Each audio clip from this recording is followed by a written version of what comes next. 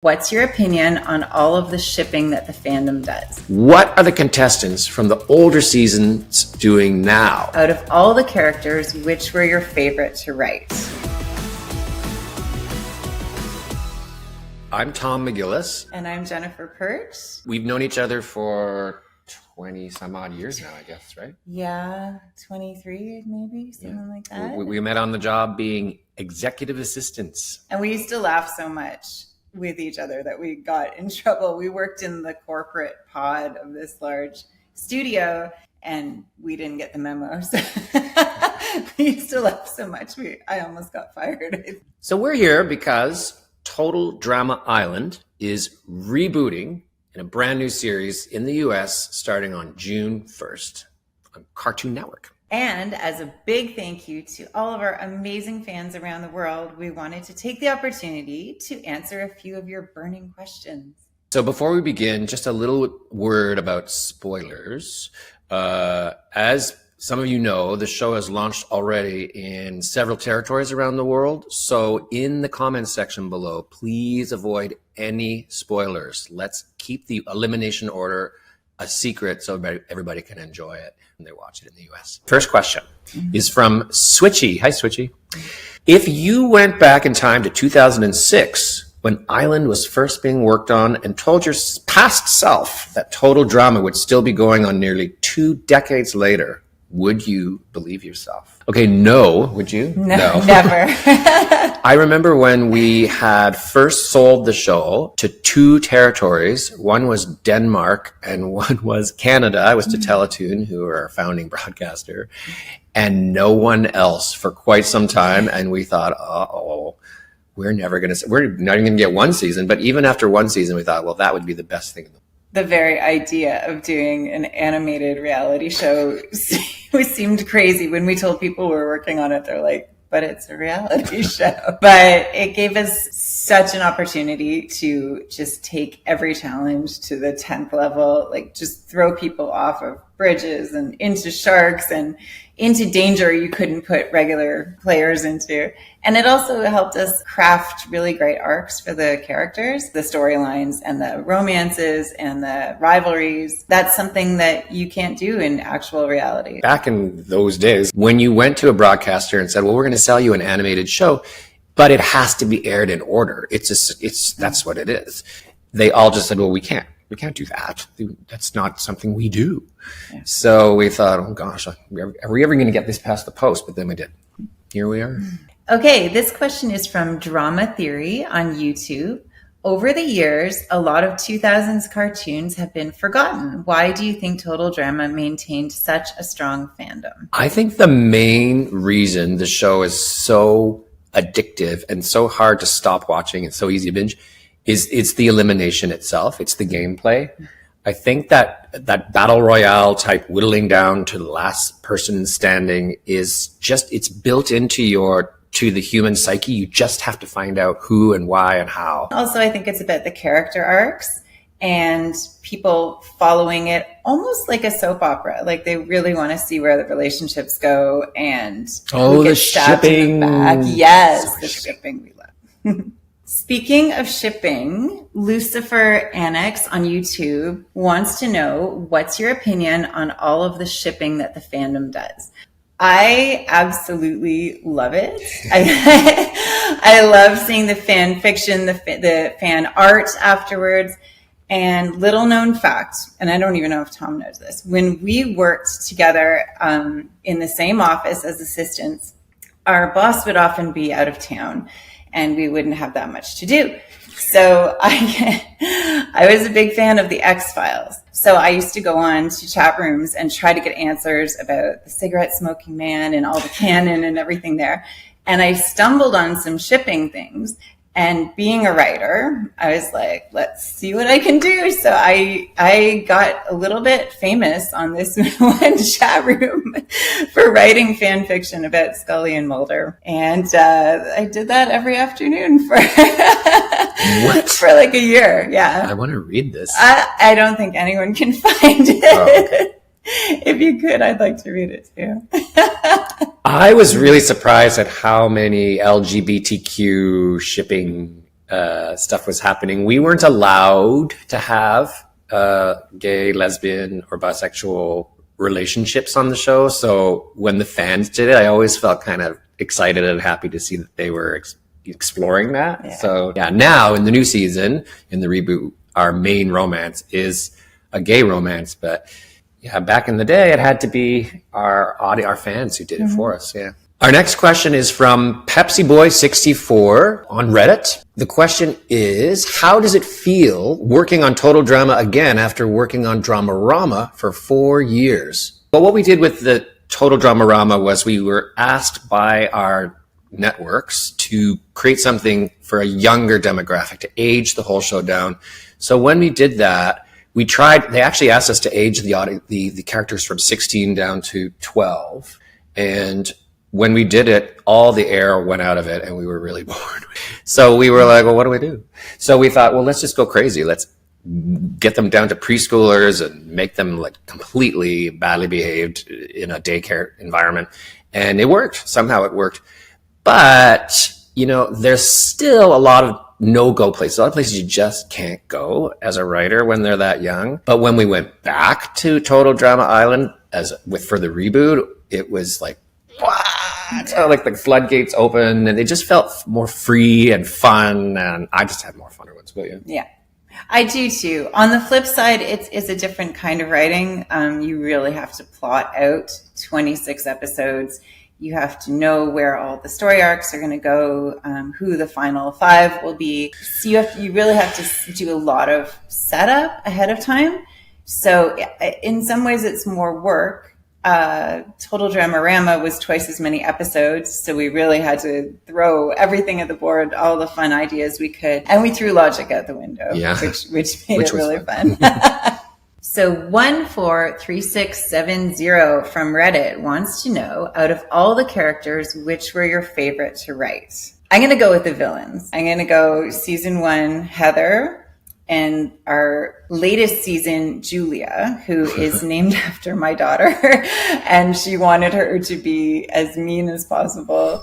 It's just really fun because I'm not that at all. I don't think I've ever deliberately done anything mean to anyone in my life. It's really fun to just get into there and write someone who is just completely selfish and out to win, and to see them go down when they usually go down. I also loved writing Izzy. She was so unpredictable, and I loved seeing what she would do next because you could never guess it. I think one of my favorite characters to write is in our new season is Bowie.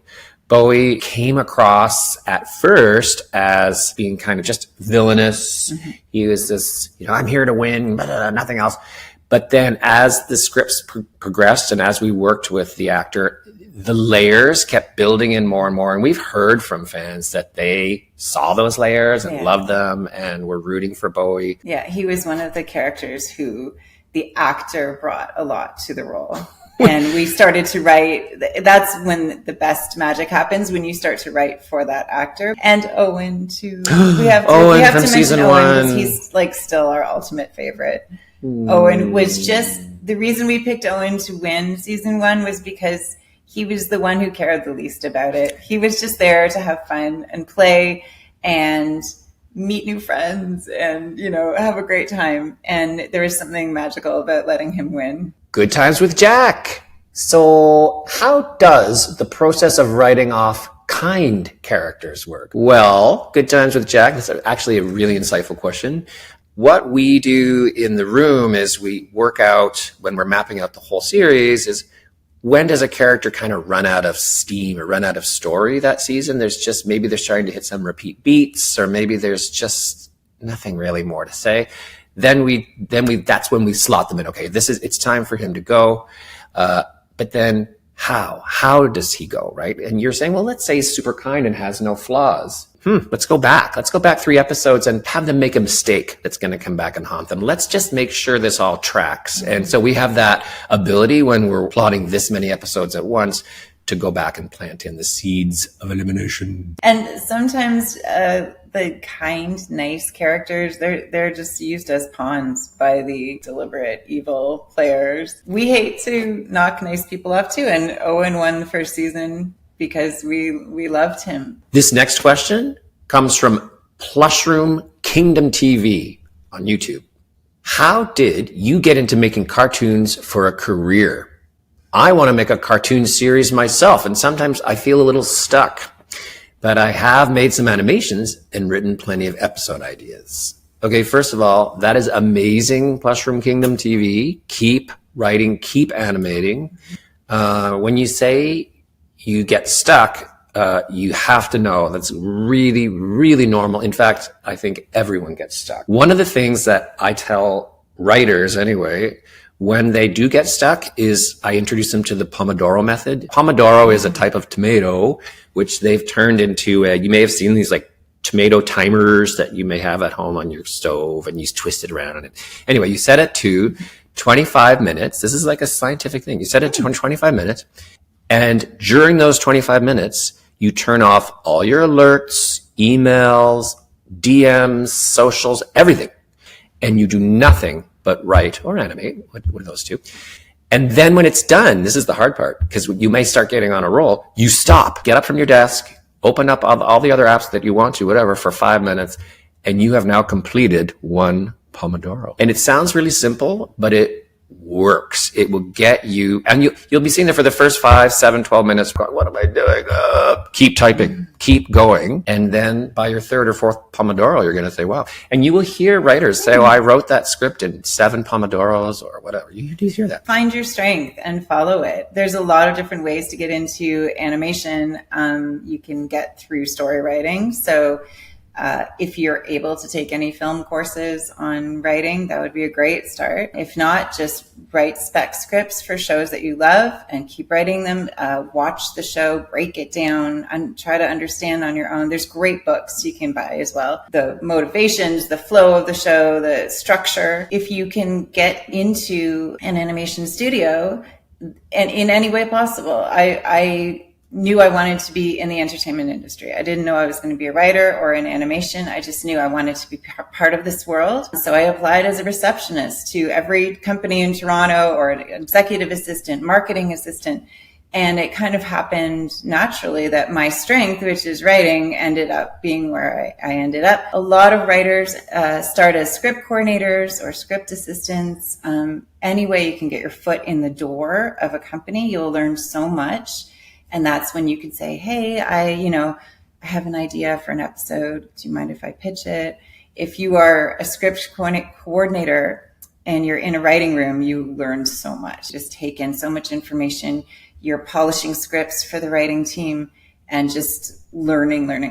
And so the same, I think, if you're an animator, if you're a background artist, if you're a board artist, just keep doing it and build a portfolio so you can get in the door somehow. Felix Den27210 would like to know from YouTube, why did you decide to make the reboot? The world has changed a lot. People have changed. Teens have changed. And so we thought, God, here's our chance to take today's teens and throw them in this crazy environment and see, is it going to be the same show again? We didn't even know if it would be. Yeah. And I think a lot of it is still the same, but I'm really, really glad we did it. I think it works better than ever. I feel like our contestants in this season are a little more self-aware. Like they seem to be aware that they're on television and aware of what they're projecting. One of the characters, Priya, grew. So we wrote it that she grew up with her parents showing her reality TV shows, including Total Drama Island. And while her dream was to be a doctor, her parents' dream, like biggest dream in the world, was for her to win Total Drama Island. So it was, so she actually grew up watching the show and is now on the show. And yeah, it's a really diverse cast, and we're really proud of how inclusive it is. And to be able to have our first gay character and storyline was really exciting too. Yeah, our main romance is a gay romance. Yeah. Next question is from E.C. Cones on YouTube. E.C. Cones remembers reading that Heather and Courtney were amongst the last characters in season 1 to be created and designed. Considering that they were not included in any of the concept art or promotions from Camp TV, what was the process of conceptualizing those characters, especially since they ended up being some of the most iconic? Wow. Wow. And we have Courtney right here. Oh yeah, can you see her? There she is. And you're right. What an amazing character design she is, and an amazing character she is. I think first of all, dibs for knowing about Camp TV. Remember this? It used to be called Camp TV, this show, and we changed. I think we've never not changed the title of one of our shows. No. We're always changing the titles. Always. And then when we came up with Total Drama Island, it made us laugh so hard. And then when we told our executive at Teletoon, Athena, we said, okay, we're changing the title. She's like, you can't make it. That's too long. We're like, no, we're sticking to our guns. It's Total Drama. Anyway, Camp TV, what a memory. One of the things I remember about creating the characters is that, Jennifer, you used to always provide incredibly detailed wardrobe description. I just really love it. I would do a mood board for every character. And I think when you're speaking to teens and tweens, it's really important to be current. And these days I reference my teen daughters just to make sure that, I mean, back when we wrote this, I was in my late 20s or early 30s, but yeah, I was still cool back then. So now you're still cool. What are you talking about? Thank you. But I have 3 preteen and teen daughters now, so they're my go-to for outfit references, and they are very vocal. Courtney was a really fun character to write. Heather's a pretty much straight up villain, which I love, but Courtney was everyone knows a Courtney, right? Just does everything by the book and knows the rules and is very type A and knows what school they're going to go to and where they're going to graduate from and what they want to do when they grow up. And those kind of characters, they can be annoying, but I think we found a really nice way into Courtney where she became one of the most beloved characters. And I think it was her relationship with Duncan that really melted people's hearts, because she let the bad boy in, and it was really nice to see them play off against each other. And she brought out the good in Duncan, despite his kicking about it. But it was a great relationship. My daughter still doesn't forgive me for breaking them. No, a lot of people don't forgive you for that. In terms of adding them later on to our character lineup, it may just be because I don't think they were added later. I think Courtney was always one of our mains. I think they both were. I think maybe just the lineups were incomplete. We didn't have artwork ready to send out, and so it may be as simple as that. Okay, Colin Murphy on Facebook would like to know, on average, how long does it take to write and produce a Total Drama episode? So it's actually 9 months, but it can take as long as 12. A lot of it depends on how early Jen gets her draft in. No, I'm just joking. But, it's what that ends up happening is we're doing an episode every 2 weeks in the studio, which means they're stacked in a very complicated production schedule. So at any moment, our director might be in post-production, pre-production, script noting, in records, storyboard noting, animation, color, all of these things are happening on multiple episodes all in 1 week in the studio. It can be and for a show like this, which is super complex, it's a huge endeavor. But it's a really good question, and 9 months, I feel like just saying 9 months doesn't really cover it, because it's like playing 3D chess when you're in the thick of it. Yeah.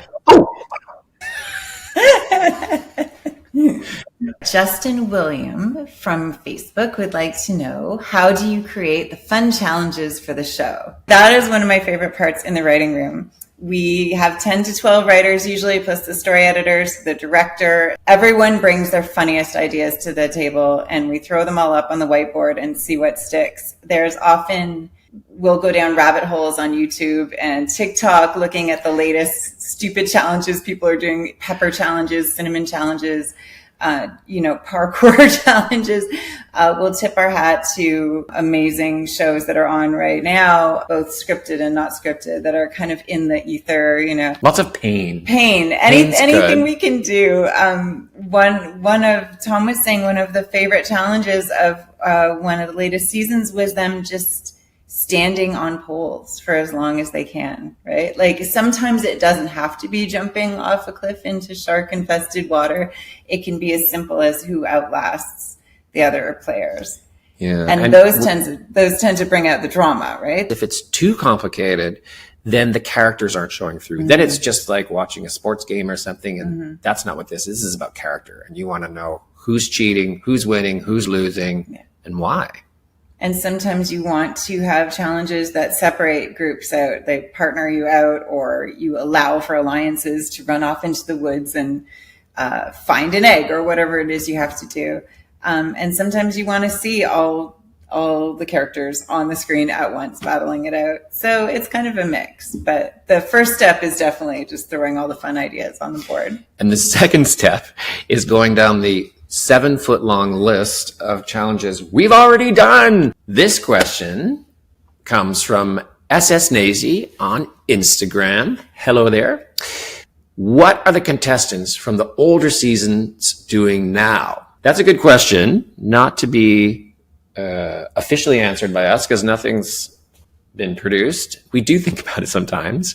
One of the things we've tossed around, remember, it's Owen and Noah, our roommates, kind of reliving their glory days. And they have posters from the show. They haven't really done much. Noah's become a little crotchety. Courtney, I think a lot of fan fiction talks about Courtney becoming everything she wanted to be. So I'm glad to hear that people are rooting for Courtney. I'd like to see her and Duncan together. Oh, we'll make it happen. In my fan fiction, they're together anyway. Trent is definitely an indie pop star. Yeah, he's doing well. He plays small kind of festivals. And Ezekiel, I want to think, is doing incredibly well.